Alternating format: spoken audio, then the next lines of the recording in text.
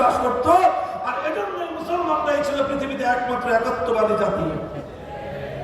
মুসলমানদের শত্রুরা ষড়যন্ত্র করে মুসলমানদের একত্ববাদকে কেড়ে নেওয়ার পায়তারা করলো।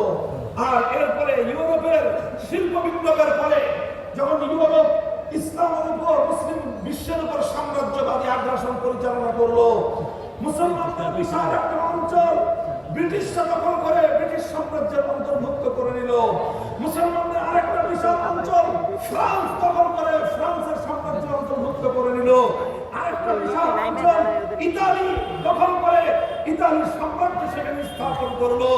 ইতালিয়ান সাম্রাজ্য, ফ্রান্সিসি সাম্রাজ্য আর এই ব্রিটিশ সাম্রাজ্য, তারা মুসলিম সমাজের মধ্যে সবচেয়ে ভয়ঙ্কর যে কাজটা করলো সেই কাজ